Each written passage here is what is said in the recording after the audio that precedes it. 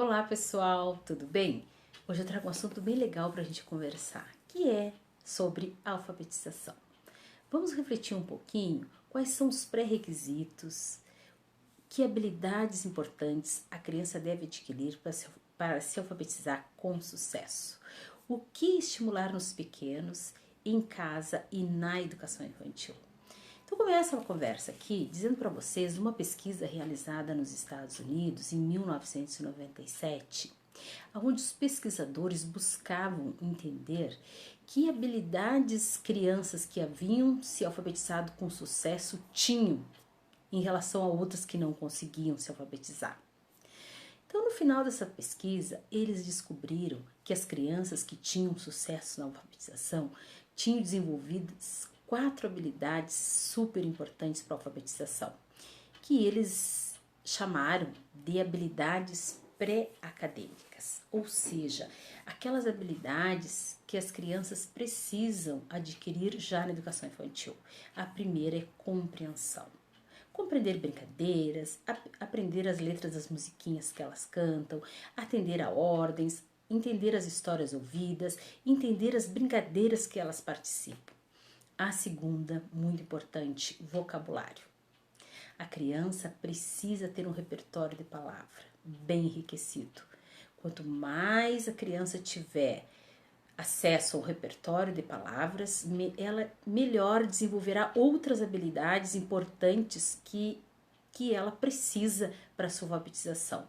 Então, devemos estimular o vocabulário das crianças.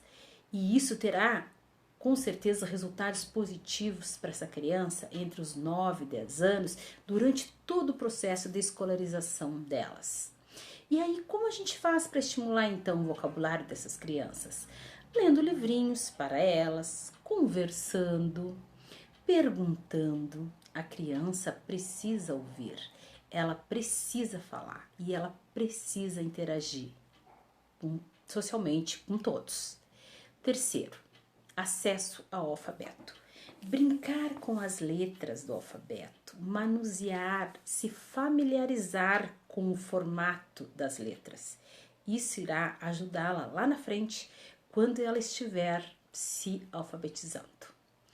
Aí vamos falar da quarta habilidade, ou quarto pré-requisito importante, que é a consciência fonológica. Aí, gente, aqui eu falo para vocês, é o pulo do gato para a alfabetização. Devemos estimular as crianças a reconhecer o som das letras nas palavras. Isso é extremamente importante para a alfabetização. E aqui vamos lembrar uma coisa que é importante, que conhecer a letra, dizer o nome da letra, sem identificar o som dessa letra, não tem validade nenhuma para a criança. Então, lá na educação infantil e em casa, vamos estimular bastante as crianças.